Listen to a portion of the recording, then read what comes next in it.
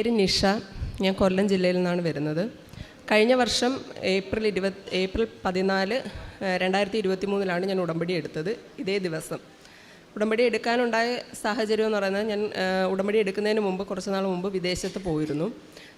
പോകുന്നതിന് മുമ്പ് ഞാൻ എല്ലാവരോടും, അതായത് നാട്ടുകാരോടും ബന്ധുക്കളോടും എല്ലാം പറഞ്ഞിട്ട് പോയത് കാനഡയ്ക്ക് പോകുന്നെന്ന് പറഞ്ഞിട്ടായിരുന്നു പോയത്. ആക്ച്വലി കാനഡയ്ക്കല്ല പോയത്, വേറെ രാജ്യത്തോട്ടായിരുന്നു പോയത്. അപ്പം അന്നത്തെ എൻ്റെ ഒരു ഈഗോയും ഒരു പ്രസ്റ്റീജ് ഇഷ്യൂവും കാരണം ഞാൻ പറഞ്ഞിട്ട് പോയത് കാനഡയിൽ നിന്നായിരുന്നു പറഞ്ഞിട്ട് പോയത്. ഞാൻ ഉടമ്പടിയിൽ ഞാൻ ആദ്യത്തെ നിയോഗമായിട്ട് വെച്ചത് വിദേശ ജോലിയാണ് വെച്ചിരുന്നത്. അപ്പം ഞാൻ അമ്മയോട് പറഞ്ഞു, കാനഡ എൻ്റെ ഇതിന് പറ്റുന്നതല്ല അമ്മേ. അപ്പം അമ്മയ്ക്ക് ഇഷ്ടമുള്ളൊരു രാജ്യം ഏതാണെന്ന് വെച്ചാൽ എനിക്ക് ഒന്ന് സെലക്ട് ചെയ്ത് അമ്മ തന്നെ തരുമെന്നുള്ള രീതിയിലായിരുന്നു. അപ്പോൾ അന്ന് മുതൽ ഉടമ്പടി എടുത്ത് പോയ അന്ന് മുതൽ തന്നെ പ്രത്യക്ഷീകരണവും സന്ധ്യാപ്രാർത്ഥനയും എല്ലാം കറക്റ്റായിട്ട് ചെയ്യുമായിരുന്നു. പക്ഷേ കൊണ്ടുവന്ന പത്രമെല്ലാം അതേ കണക്ക് വെച്ചിരുന്നു. എനിക്കിതിനെക്കുറിച്ച് അറിയില്ലായിരുന്നു. ഞാനൊരു ഹിന്ദുവാണ്. പത്രങ്ങളെല്ലാം അവിടെ വെച്ചിരുന്നു. പിന്നീടാണ് ഞാൻ ഓരോ സാക്ഷ്യങ്ങൾ കേട്ടപ്പോഴാണ് പത്രങ്ങളിങ്ങനെ വെച്ചിരുന്നൂടെ. എന്നിട്ട് ഞാനത് കൊടുക്കുകയല്ല ചെയ്തത്, നേരെ കൊണ്ടുവന്നൊരു പള്ളിമുറ്റത്ത് വെക്കുകയാണ് ചെയ്തത്. അവിടെ ബണ്ടിൽ കണക്കാണ് അടുക്കി വെച്ചിരിക്കുന്നതിൻ്റെ കൂട്ടത്തിൽ ഈ പത്രവും ഞാൻ വെച്ചു. പ്രാർത്ഥനകളൊന്നും ഞാൻ മുടക്കിയിരുന്നില്ല. കറക്റ്റായിട്ട് പ്രാർത്ഥനകൾ ആ ഒരു 3 മാസ കാലയളവിൽ പ്രാർത്ഥനകൾ കറക്റ്റായിട്ട് ചെയ്തു. ബാക്കി ചെയ്യേണ്ട കാര്യങ്ങളെക്കുറിച്ച് എനിക്ക് അറിയില്ലായിരുന്നു. കാരണം എന്ന് പറഞ്ഞാൽ ഈ സാക്ഷ്യങ്ങളൊന്നും ഞാൻ കേൾക്കില്ലായിരുന്നു. പിന്നീട് പതുക്കെ ഉടമ്പടി പുതുക്കാൻ വന്നു കഴിഞ്ഞപ്പോൾ പലരുമായിട്ട് പരിചയം വന്നു. അങ്ങനെ അവർ പറഞ്ഞ അറിവ് വഴി ഇങ്ങനെ ഉപവാസമുണ്ട്, കാരുണ്യ പ്രവർത്തികളുണ്ട്, പ്രേക്ഷിത പ്രവർത്തനങ്ങളുണ്ട്. അങ്ങനെ അതിനെക്കുറിച്ചെല്ലാം അറിഞ്ഞു തുടങ്ങി. പിന്നീട് ഞാനിത് ഇവിടുന്ന് പത്രങ്ങൾ വാങ്ങി ഓരോ ആഴ്ചയിലും എനിക്കിവിടെ അതായത് ധ്യാനം കൂടാനായിട്ട്, ജോസഫ് അച്ഛൻ്റെ ധ്യാനം കൂടാൻ എല്ലാ ഞായറാഴ്ചയും അന്ന് മുതൽ ഇന്ന് വരെയും മുടങ്ങാതെ എനിക്ക് വരാനുള്ള കൃപ കിട്ടി. ഓരോ ആഴ്ച വരുമ്പോഴും ഞാൻ പത്രങ്ങൾ 10 കെട്ട് പത്രങ്ങൾ വാങ്ങിയിട്ട് ഹോസ്പിറ്റലിലും ആദ്യമൊക്കെ ബുദ്ധിമുട്ടായിരുന്നു കൊടുക്കാനായിട്ട്. കൊടുക്കുന്നിടത്ത് ഒരുപാട് ഇൻസൾട്ടൊക്കെ നേരിടേണ്ടി വന്നിട്ടുണ്ട്. ഇപ്പോൾ വണ്ടാനം മെഡിക്കൽ കോളേജിലൊക്കെ കൊടുക്കുമ്പോൾ ഇറക്കി വിട്ടിട്ടുണ്ട്. ഞാൻ വെളിയിലിരുന്ന് കരഞ്ഞിട്ടുണ്ട്. ആ സ്ഥലത്ത് തന്നെ ഞാൻ പിന്നീട് പോയി കയറി ഇറങ്ങി എല്ലായിടവും കൊടുത്തു. പിന്നീട് ഇങ്ങനെ നടന്നു പോകുന്ന വഴിവെക്കിലും ജില്ലകൾ മാറി കൊടുത്തിട്ടുണ്ട്. ഓരോ സ്ഥലത്തു നിന്ന് മാറി ട്രിവാൻഡ്രം മെഡിക്കൽ കോളേജിലും SITയിലും എല്ലാം കൊടുത്തു. അതെനിക്ക് പത്തനംതിട്ട അങ്ങനെ ഓരോ ജില്ലകളിലായിട്ട് കൊടുത്തു. കാരുണ്യ പ്രവർത്തികൾ മാത്രം ചെയ്യില്ലായിരുന്നു. അതെങ്ങനെ ചെയ്യണം എന്നുള്ളൊരു പരിചയക്കുറവ് എനിക്കുണ്ടായിരുന്നു. അപ്പോൾ ഈ വിസ പ്രോസസ്സിങ്ങിൻ്റെ ഇതിങ്ങനെ നടന്നുകൊണ്ടിരിക്കുന്നുണ്ട്. ഓരോ രാജ്യത്തായിട്ട് ഞാൻ ട്രൈ ചെയ്യുന്നുണ്ട്. പല കാരണങ്ങളാൽ അത് ഒന്നുകിൽ റിജക്ഷൻ വരും, അല്ലെങ്കിൽ ഏജൻറ്റ് പറ്റിക്കോ, അല്ലെങ്കിൽ ഡിലേ വരുമോ, എന്തെങ്കിലും അങ്ങനെ ഉള്ള ഒരുപാട് കാര്യങ്ങൾ ഇങ്ങനെ വരുന്നുണ്ടായിരുന്നു. പക്ഷേ എന്നിട്ട് ഞാൻ കുറേയൊക്കെ നമുക്ക് ഇതായി വരുമ്പം തളരും. പിന്നെ ഓരോ സാക്ഷ്യങ്ങൾ കേൾക്കുമ്പോൾ വീണ്ടും നമ്മൾ പിന്നെയും എനർജി വരും. അങ്ങനെ പിന്നീട് ഓരോ സ്റ്റേജിൽ എത്തുമ്പോഴേക്കും പിന്നെ കാരുണ്യ പ്രവർത്തികൾ ഇവിടുന്ന് തന്നെ പരിചയപ്പെട്ട പലരും ഇങ്ങനെ പറഞ്ഞ് കാരുണ്യ പ്രവർത്തികളും കൂടെ ചെയ്തെങ്കിൽ, അല്ലെങ്കിൽ തന്നെ അച്ഛൻ്റെ ടോക്കിലുണ്ടല്ലോ കാരുണ്യ പ്രവർത്തികളും കൂടെ ചെയ്തെങ്കിൽ, അങ്ങനെ കാരുണ്യ പ്രവർത്തികൾ അനാഥാലയത്തിൽ കയറി ആഴ്ചയിൽ ആദ്യം ഞാൻ ഒറ്റയ്ക്കായിരുന്നു പോയിക്കൊണ്ടിരുന്നത്. പിന്നെ വീട്ടിലുള്ള ഫാമിലി മെമ്പേഴ്സ്, എൻ്റെ നാത്തൂൻ, അനിയത്തി, അങ്ങനെ എല്ലാവരും വരാൻ തുടങ്ങി. ഞങ്ങൾ ഒരുമിച്ച് കാരുണ്യ പ്രവർത്തികൾ അനാഥാലയത്തിൽ സന്ദർശിച്ച് അവർക്ക് വേണ്ടുന്ന വസ്ത്രങ്ങളോ അല്ലെങ്കിൽ അവരുമായിട്ട് കുറച്ച് നേരം ഇതാക്കുകയോ സംസാരിച്ചിരിക്കുകയോ അങ്ങനെ ആഴ്ചകളിൽ തന്നെ അതെല്ലാം ചെയ്തു തുടങ്ങി.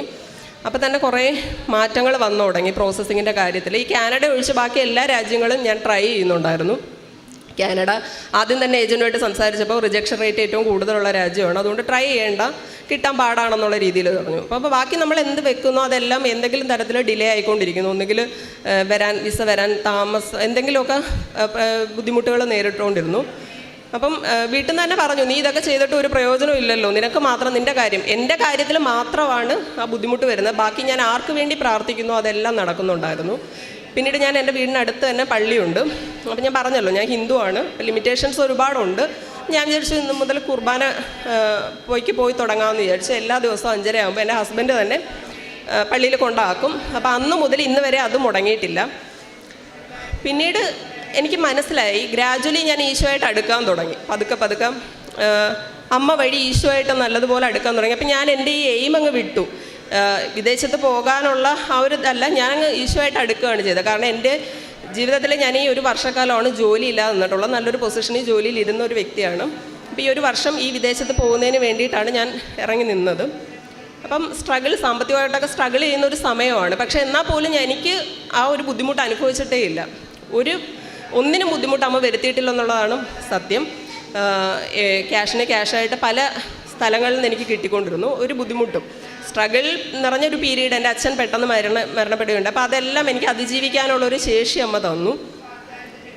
പിന്നീട് അവസാനം കാനഡയിലേക്ക് തന്നെ എത്തപ്പെട്ടു. എന്തായാലും വെച്ച് നോക്കാമെന്ന് ഏജൻറ്റ് പറഞ്ഞു. അങ്ങനെ വെക്കുന്നതിന് മുമ്പ് ഞാൻ അമ്മയോട് പറഞ്ഞു, അമ്മ ഞാൻ എല്ലാവരോടും പറഞ്ഞിട്ട് പോയ രാജ്യം കാനഡയാണ്. ഒരുപാട് പകുതി പേര് അറിഞ്ഞു കാനഡ അല്ല, അവൾ കള്ളം പറഞ്ഞു പോയതാ. എന്നിട്ട് കള്ളം പറഞ്ഞപ്പം ഒരുപാട് സ്ഥലങ്ങളിൽ നമുക്ക് അപമാനം സഹിക്കേണ്ടിയൊക്കെ വന്നിട്ടുണ്ട്. ഇങ്ങനെ പറഞ്ഞ് പോയി, വേറൊരു രാജ്യത്ത് പോയിട്ട് ഇത് പറഞ്ഞിട്ട് പോയി എന്നൊക്കെ ഒരുപാട് പേര് പറഞ്ഞതായിട്ട് നേരിട്ട് നമ്മളോട് പറഞ്ഞില്ലെങ്കിലും പലരും വഴി അറിഞ്ഞു. അപ്പോൾ ഇതൊക്കെ ഞാൻ അമ്മയോട് ഷെയർ ചെയ്യുന്നുണ്ടായിരുന്നു. അമ്മ എനിക്ക് എത്തപ്പെടാൻ പറ്റത്തില്ല, പിന്നെ ഞാൻ അതിനെക്കുറിച്ച് പറഞ്ഞിട്ട് കാര്യമില്ല. എൻ്റെ അന്നത്തെ മാനസികാവസ്ഥ വെച്ച് ഞാൻ പറഞ്ഞത്. ഇന്നായിരുന്നെങ്കിൽ ഞാനത് പറയില്ല, ഇത് തന്നെ പറഞ്ഞിട്ടേ പോകുള്ളായിരുന്നു. പക്ഷെ അമ്മ എൻ്റെ പ്രാർത്ഥന എപ്പോഴോ കേട്ടു. അപ്പം അവസാന നിമിഷം എനിക്ക് കാനഡ വിസ തന്നെ പാസ്സായി തന്നു. ആ ഒരു ജേണി എന്ന് പറഞ്ഞാൽ ഒരു പക്ഷേ ഞാനിപ്പോൾ ആലോചിക്കുന്നു, ഞാൻ എൻ്റെ ഉടമ്പടി ശക്തമായിട്ട് തന്നെയാണ് ഞാൻ എല്ലാ കാര്യങ്ങളും ചെയ്തത്. പ്രേക്ഷിത പ്രവർത്തനം എന്ന് പറഞ്ഞാൽ ഓരോ ആഴ്ചയിൽ വരുമ്പോഴും 10ഉം 20ഉം കെട്ട് പത്രം മേടിച്ച്, ആദ്യമൊക്കെ ഭയങ്കര നാണക്കേടായിരുന്നു കൊടുക്കാനായിട്ട്. അത് ഓരോ വ്യക്തികളുടെ കൊടുക്കത്തില്ല, പള്ളികളിൽ നിന്നൊക്കെ പിരിയുമ്പോൾ ആൾ കൂടുതൽ കാണുമല്ലോ, അപ്പം മുഖം നോക്കാതെ അങ്ങ് കൊടുക്കാമല്ലോ. ആദ്യമൊക്കെ അങ്ങനെ കൊടുത്തുകൊണ്ടിരുന്നത്. അപ്പം ഞാൻ കൊടുക്കുന്ന ഒരു സമയത്ത് ഒരു ചേട്ടൻ എന്നോട് പറഞ്ഞു, മോളെ ഇതിങ്ങനല്ല കൊടുക്കണ്ടേ, ഞാൻ ഉടമ്പടി എടുത്തിട്ടുള്ളതാണ്, ഇതിങ്ങനെ ആൾ കൂടുന്നിടത്ത് വന്ന് അറിയാവുന്ന ക്രിസ്ത്യൻസിന് കൊടുത്തിട്ട് കാര്യമില്ല, ഇത് അറിഞ്ഞൂടാത്തവരെയാണ് അറിയിക്കേണ്ടത്, അതും പറഞ്ഞു കൊടുക്കണം. എന്താണ് കൃപാസനമെന്നും എന്താണ് ഇതുകൊണ്ട് മോക്കുണ്ടായ നേട്ടമെന്നും, അല്ല ഉണ്ടായിട്ടില്ലെങ്കിൽ അല്ലാതെ അനുഭവ സാക്ഷ്യങ്ങളുണ്ടല്ലോ, അപ്പോൾ അത് പറഞ്ഞിട്ട് ഓരോ വ്യക്തിയെടുത്ത് പറഞ്ഞു കൊടുക്കും, എങ്കിലും അതിനുള്ള പ്രയോജനം ഉണ്ടാകത്തുള്ളൂ. അന്ന് മുതൽ ഞാനത് പള്ളി കൊടുപ്പ് നിർത്തി.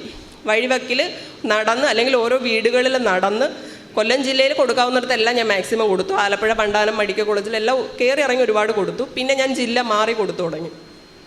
ഇപ്പോൾ എനിക്ക് എന്തെങ്കിലും ഒരു ഇഷ്യൂസ് വരുമ്പം ആദ്യം ഞാൻ നോക്കുന്ന ഒരു 10 കെട്ട് പത്രം വാങ്ങുക, കൊണ്ട് കൊടുക്കുക. അപ്പോഴത്തേക്ക് ആ ഒരു ഇഷ്യൂവിൽ എന്തെങ്കിലും ഒരു റിസൾട്ട് എനിക്ക് കിട്ടിയിരിക്കും. ഒരു ബുദ്ധിമുട്ടും ഇല്ലാതെ, ഇപ്പോൾ ഒരു നാണക്കേടും ഇല്ലാതാണ് ഞാൻ പത്രം കൊടുക്കുന്നത്. നാണക്കേടെന്ന് മാത്രമല്ല, ഇപ്പോൾ എനിക്ക് എന്തെങ്കിലും ഒരു അപമാനം ഉണ്ടായാൽ അത് ഈശോയ്ക്ക് വേണ്ടിയാണല്ലോ എന്നുള്ളൊരു തിരിച്ചറിവ് എനിക്കിപ്പോൾ കിട്ടി. അത് മാത്രമല്ല, ഈശോയായിട്ട് ഏറ്റവും അടുക്കാൻ എനിക്ക് പറ്റി. എൻ്റെ ഒരു ഉടമ്പടി കാലയളവിൽ ഒരു 3 മാസത്തിനുള്ളിൽ എനിക്ക് ഉടമ്പടി സാധിച്ച് കിട്ടിയിരുന്നെങ്കിൽ ഒരു പക്ഷേ ഇത്രയും എനിക്ക് അടുക്കാൻ പറ്റില്ല. അപ്പം ഞാൻ മറ്റുള്ളവരോട് പറയുന്ന, ഉടമ്പടി സാധിക്കാൻ നമുക്കൊരു ഡിലേ വരുവാണെങ്കിൽ ഏറ്റവും നല്ലതിനാണെന്നാണ് ഞാൻ പറയുന്നത്. കാരണം നമ്മൾ വാർത്തെടുക്കുവാണ്. ബൈബിളൊക്കെ ആദ്യം കണ്ടപ്പോൾ എനിക്ക് തോന്നിയിരുന്നത് എങ്ങനെ വായിക്കും, അരമണിക്കൂർ ബൈബിൾ വായിക്കണമെന്ന് പറഞ്ഞല്ലോ, ഇത് എങ്ങനെ വായിക്കുന്നേ എന്നൊക്കെ ഞാൻ ചിന്തിച്ചിട്ടുണ്ട്. ഇപ്പോൾ ആ ബൈബിള് 1-2 മണിക്കൂർ വായിച്ചാലും ഞാൻ നിർത്തത്തില്ല. അതൊരു കൃപയാണെന്ന് പിന്നീടാണ് ഞാൻ തിരിച്ചറിഞ്ഞത്. ഇപ്പോൾ യേശുവായിട്ട് എനിക്ക് ബൈബിൾ വായിക്കുന്നതായാലും പ്രാർത്ഥനയ്ക്കായാലും 3 മണിക്ക് എണീറ്റ് ഞാൻ അത് അച്ഛൻ്റെ ഉടമ്പടി ധ്യാനത്തിൽ നിന്നൊക്കെ കിട്ടിയ അറിവ് വെച്ചിട്ടാണ് 3 മണിക്ക് എണീറ്റ് പ്രാർത്ഥിച്ചു തുടങ്ങിയത്.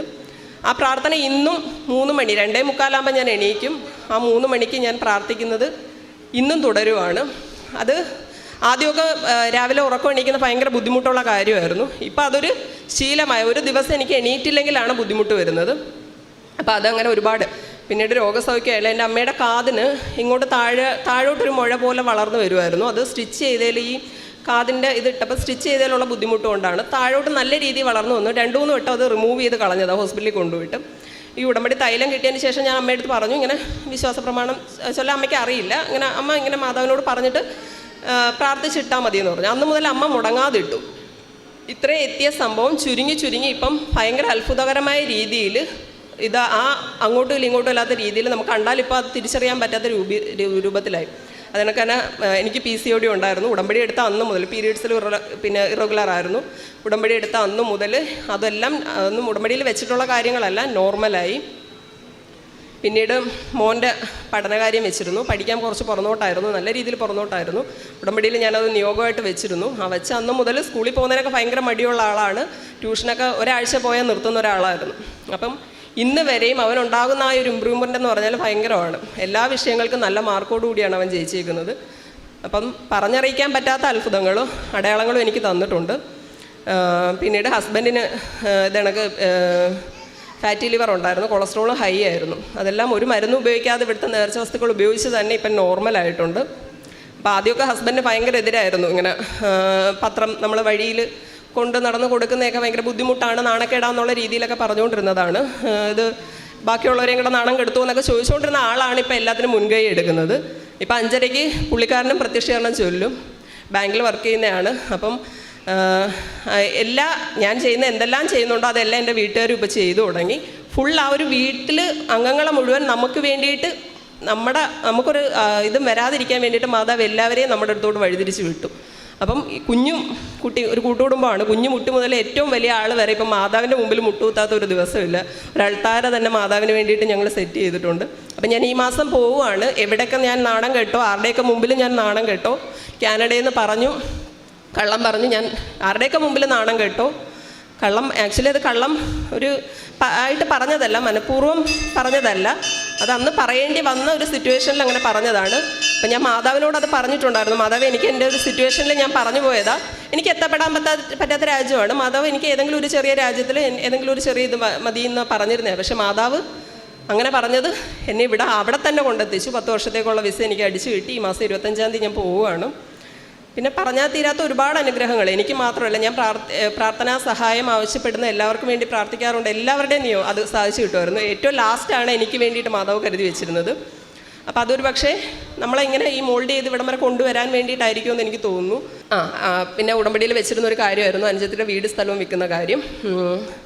അത് ഇവിടുന്ന് അച്ഛൻ വെഞ്ചരിച്ച് തന്ന ജോസഫ് അച്ഛൻ തന്ന ഇത് കാശ് രൂപം കൊണ്ടുപോയി അവിടെ കുഴിച്ചിട്ട് ഉപ്പും വിതറി ഏറ്റവും എളുപ്പത്തിൽ ഫുൾ എമൗണ്ടിന് തന്നെ അതായത് സാധാരണ ഒരു വീട് സ്ഥലം വെക്കുന്ന ഒരു 6 മാസം 1 വർഷമൊക്കെ കാലയളവ് വെച്ചിട്ട് മിനിമം ഒരു 6 മാസമെങ്കിലും വെക്കും. അതൊന്നും ഇല്ലാതെ തന്നെ ഫുൾ എമൗണ്ടിന് വിറ്റുപോയി. പറഞ്ഞാൽ എനിക്കിപ്പോൾ ഓർമ്മ വരുന്നില്ല. ഒരുപാട് ചോദിക്കുന്നത് എന്തും ഈ അമ്മയുടെ കാശ് രൂപം ഇല്ലാതെ ഞാനിപ്പോൾ എവിടെയും പോകാറില്ല. എനിക്കിപ്പം എൻ്റെ ഈ ജീവിതത്തിൽ എനിക്ക് ഞാൻ പഠിത്തം കഴിഞ്ഞ് ജോലിക്ക് കയറിയതിന് ശേഷം ഈ ഒരു 1 ഇയറാണ് ഞാനിങ്ങനെ ജോലി ഇല്ലാതെ ഫ്രീ ആയിട്ട് നിൽക്കുന്നത്. അപ്പോൾ ഇതെനിക്ക് മനസ്സിലായി, ഈ ഒരു ഫ്രീ ആയിട്ട് എന്നെ നിർത്തിയത് പോലും ഇതിന് വേണ്ടിയിട്ടായിരുന്നു. ഈ ഒരു ഏറ്റവും സ്ട്രഗിൾ എന്ന് പറഞ്ഞൊരു പീരീഡിലും ഈശോയായിട്ട് ഏറ്റവും അടുക്കാൻ വേണ്ടിയിട്ടായിരുന്നു. ഈ നിയോഗം സാധിച്ചു കിട്ടുന്നതിലും ഡിലേ വരുത്തിയത് ഇത്രയും അടുക്കാൻ വേണ്ടിയിട്ടായിരുന്നു. അപ്പം ഈ സാധിച്ച് കിട്ടാതെ 1, 2, 3 ഉടമ്പടി ആയവർക്ക് ഞാൻ പറയുന്നത് ഏറ്റവും നല്ലതിന് വേണ്ടിയിട്ടാണ്, ഏറ്റവും ബെസ്റ്റ് നമുക്ക് കരുതി വെക്കുന്നതിന് വേണ്ടിയിട്ടാണ് ഈശോ. അപ്പോൾ അത് ഒരുപാട് ഞാൻ വിഷമിച്ചിട്ടുണ്ട്. എൻ്റെത് മാത്രം എന്തുകൊണ്ട് ഞാൻ ഇതെല്ലാം ചെയ്യുന്നുണ്ടല്ലോ, ഏറ്റവും നല്ല രീതിയിൽ അച്ഛൻ പറയുന്നതിന് രീതിയിൽ തന്നെ എൻ്റെ കഴിവിനനുസരിച്ച് ഞാൻ ചെയ്യുന്നുണ്ട്. കാരുണ്യ പ്രവൃത്തികളായാലും പ്രേക്ഷിത എന്നിട്ടും എനിക്ക് മാത്രം എന്തെന്നുള്ളത് എൻ്റെ ചിന്തയായിരുന്നു. ഇപ്പോൾ എനിക്ക് അതിനുള്ള ഉത്തരം ഈശോ തന്നെ തന്നു. കാരണം അന്ന് സാധിച്ചു കിട്ടിയിരുന്നെങ്കിൽ ഞാൻ പൊടിയും തട്ടി പോയേനെ, ഉടമ്പടിയും അവിടെ വെച്ച് ബ്രേക്ക് ചെയ്ത് ഞാൻ എൻ്റെ കാര്യം സാധിച്ച് പോയേനെ. ഇപ്പോൾ പക്ഷേ ഞങ്ങൾ പോകാൻ പറ്റില്ല. എൻ്റെ മരണം വരെ ഞാൻ ഉടമ്പടിയിൽ ജീവിക്കണമെന്നാണ് എൻ്റെ ആഗ്രഹം. അമ്മ അതിനെ സഹായിക്കുമെന്ന് ഞാൻ കരുതുന്നു. പിന്നെ പറഞ്ഞാലും തീരാത്ത ഒരുപാട് അനുഭവങ്ങളുണ്ട്. ഇപ്പോൾ ഇതുകൊണ്ട് എനിക്ക് ഓർമ്മ വരുന്നില്ല ഒന്നും. എല്ലാത്തിനും അമ്മയ്ക്കും തിരുക്കുമാരനും നന്ദി, കോടാനുകോടി നന്ദി.